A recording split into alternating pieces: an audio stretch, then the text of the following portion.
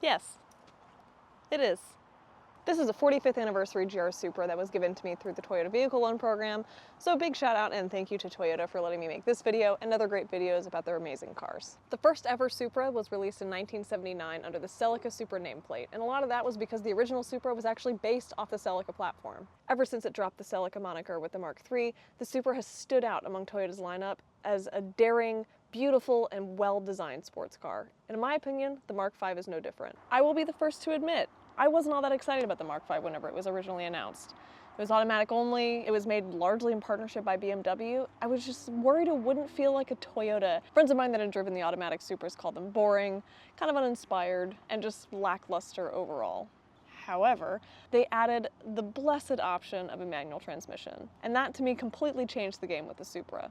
It showed to me that Toyota and BMW were listening to what people wanted, and they were paying a more true homage to the heritage of the Supra. This one, of course, is a 45th anniversary edition, so you get some fun things on the exterior like this nice graphic here, just in case you forget what kind of car you're driving. An exclusive color, this is called Mekon Blast. A really nifty looking rear spoiler that is actually adjustable with some tools. And this pretty little special edition plate, so everybody who opens your driver's side door knows you're not some plebeian who bought a regular GR Supra. And despite, in my opinion, being a beautiful car overall, it does sadly suffer from one common ailment of modern sports cars, and that is fake air vents. They are everywhere on this thing. You got some right here, you have some on the door, you even have them up here, right here, and then part of the front grille is blocked off. I understand it's a whole aesthetic thing. It's important to make the car look really aggressive and tuned for aerodynamics and cooling efficiency. But I'm of the mindset where if you put a fake vent, you might as well put a real one there and make it do something. Luckily, they didn't skimp at all on tires that come on this car from the factory, and they actually put on one of my personal favorite tires, the Michelin Pilot Super Sports, which are a great overall summer tire. And for those of you worried about the practicality of a sports car for some reason, don't worry, this thing is actually a full hatchback. I've done grocery runs, even Costco trips in this thing, and it's managed to fit pretty much everything that I could throw in it. I had somebody on Instagram ask me if I thought I could fit a 55-inch TV in the trunk, and maybe it will fit. I think the biggest limiting factor would probably be the opening of the trunk, because you do have about 6 or 7 inches of cargo space on either side, actually within the trunk, but the opening is pretty small. I'd also say if you're wanting to make any Costco runs or do any road trips in it, to definitely take out the cargo cover. It really, really limits how much space you have to use. So you do have this really nice Supra branded rug. I like how the stitching color actually matches the color of the car, but it's other than that a pretty simple trunk. You just have underneath it more carpet, so it's pretty easy to take out and clean. Now, I did kind of expect this thing to somewhat feel like a BMW in a Toyota skin suit, and the interior just kind of reaffirms that. If you're familiar with modern BMW interiors, you see little spots of BMW everywhere. The climate control is from a BMW, the infotainment screen is from a BMW. It is virtually all pulled straight from a BMW with a Toyota logo slapped on it and assembled into a car, which I don't think is the worst thing in the world. I don't think BMW interiors are bad. I actually kind of like them in some aspects, but I do wish some things were different. And sadly enough, I think one of the weakest parts in the entire interior is actually the steering wheel. And I'm not talking about the part of the wheel that you actually grab onto. I actually think that's quite nice. It's leather wrapped, hand stitched, and it actually tapers off a little bit toward the center of the wheel, so if you have smaller hands like I do, it's really easy to still get a confident grip. What I am talking about is this thing right here. I just think it looks cheap comparatively to the rest of the interior. If I'm paying $65,000 for a car, which is roughly what this thing costs new, I want my steering wheel to feel luxurious because it's ultimately going to be one of the things that I see most when I'm driving the car. And I don't want to be looking at my steering wheel feeling like I'm driving around in an economy car when I'm realistically driving around in a $65,000 plus sports car. There are some other really nice touch points in the car, however. For example, there are a lot of metal accents. The door handles are metal. The actual fins that you use to adjust the AC vents are metal, which I love because they get nice and cold whenever you have AC blasting, which in the middle of Texas in summer like it is right now, it is very, very nice. I also noticed it has things like an auto-dimming rear view mirror and side view mirrors, and the wireless charging pad in this actually works pretty well, which I can't say the same for the GR Corolla. I actually never got it to work the entire time I had it. The other biggest complaint I have is actually about the sound system. This car is equipped with a JBL sound system, which JBL is fine, they're a good brand, but I view them as a kind of economy nice. If I'm paying as much as I would for this car, I would want something nicer like Bose or even Harman Kardon, just to kind of get that more premium sound feel. And that's not to say that I wouldn't want to be listening to the car, because frankly, I think the car sounds amazing. Anyways, I've probably yapped enough about the car while it's sitting still, so let's take it for a drive and I'll tell you what I think. So one of the first things I noticed whenever I started driving this car is that it was easy to drive. The shifter feels really natural, it's easy to anticipate. The only thing that I thought was kind of unpredictable was actually the brakes, and that's just because I think the pedal is a little bit touchy. Now you do get used to it pretty easily. I adjusted to it within like 5 or 10 minutes, but it is kind of jarring for those first couple of drives that you have with it because you just barely breathe on the pedal and the entire car just kind of lurches. But like I said earlier, I've commuted in this car, I've done errands, I've gone to Costco, grocery store.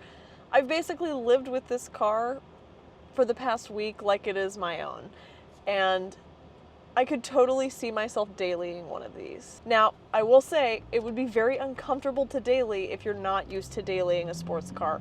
I dailied Miatas for almost a decade, so the amount of space that's in this thing is like astounding to me. But if you're coming from something, even like a Civic, just like a 4-seater down to this, the loss in space might make it less enjoyable of a daily if you are used to that additional cargo room or passenger space, because it's only a 2-seater. So unless somebody wants to curl up in the trunk, you're only carrying one friend around. I also think the car handles extremely well. It maintains really great stability through corners, regardless of how fast you're going. It's very confidence-inspiring to just drive around. I haven't had the opportunity to drive it on a track because sadly Toyota said no fun allowed, so I'm not able to do that. But based on what I know about well-performing track cars, track vehicle dynamics, and just track driving in general, this car would do really well, even completely unchanged from the factory setup, on a track in my opinion. Another thing that I really like about this is despite most people knowing what it is whenever they look at it, it has kind of a rarity factor to it, and that's not just because of the special edition that it is. You don't really see a lot of Mark V Supras. In fact, I've only seen one, maybe two, the entire week while I've been driving around in this thing. I also love how this car feels in a straight line. It produces power super predictably, so whenever you put your foot down, you pretty much know what's gonna happen. It also just sounds so good whenever it gets into the higher rev ranges. If anything, it's probably making me drive it a little bit more aggressively than I would otherwise because it sounds so good. I just want to hear that sweet, sweet exhaust note over and over and over again as many times as possible. I think the cabin is really ergonomically designed for the driver as well. You know, virtually every control, everything that you need is accessible to the driver without really any extension at all. I will say I do think the trunk release is kind of in an odd spot. It's on the door, which I've literally never seen before, but it's unique. The seats are super comfortable, at least for me, and the bolstering is like the right amount to kind of hold you in, but you still have room to move around. I also shockingly really like the leather on these. I usually don't like leather seats, especially living in Texas, because of how hot it gets. Because I don't know if you've ever sat on leather seats in shorts in the middle of a Texas summer, but it's miserable. And the texture of the leather on these is so soft and supple. I quite like them. I almost wish the seats in my daily were made of the same leather.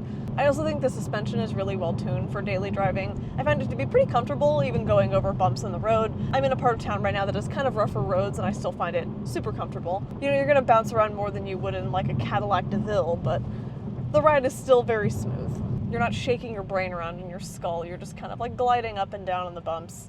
Ooh, a Corvette. One thing that I don't really like is that it does have lane assist, but I can't for the life of me figure out how to make it have an icon or something that turns on when it's acting. That's one thing I do really like about my daily driver, is that it does have that capability, but it kind of gives you an icon to know that it's going to happen a couple of milliseconds before it actually starts happening. This just tugs the wheel in one direction, and it's kind of unnerving. I'm not really a fan of it.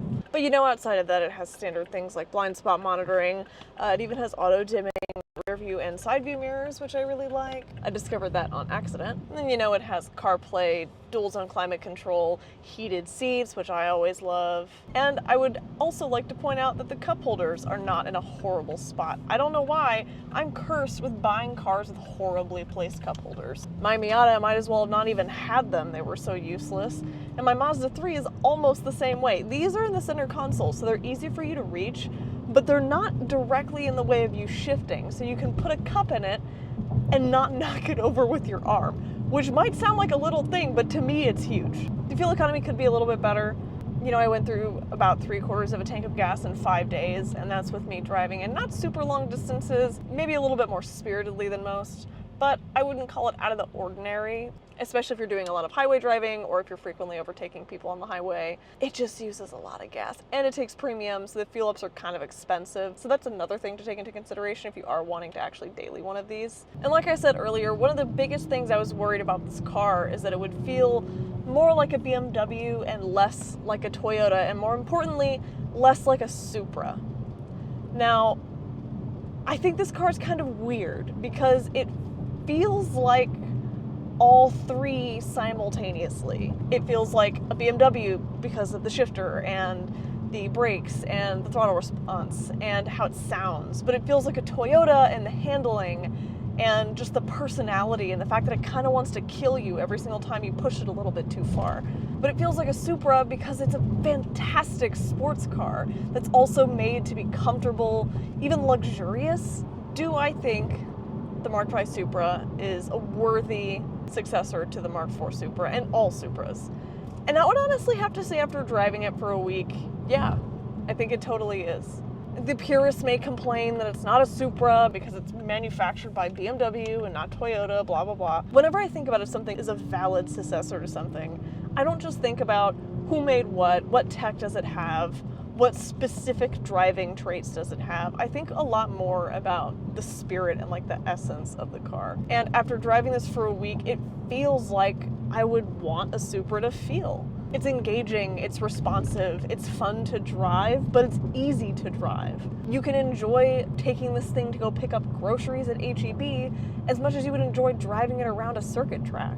And yes, this thing was made by BMW. In fact, it has the plaque on the door. But I've driven enough Toyotas to know when a car has the essence of Toyota in it, and this definitely does. So whether it's not really a Toyota or just a fantastic BMW, I would say the GR Supra is just a great car.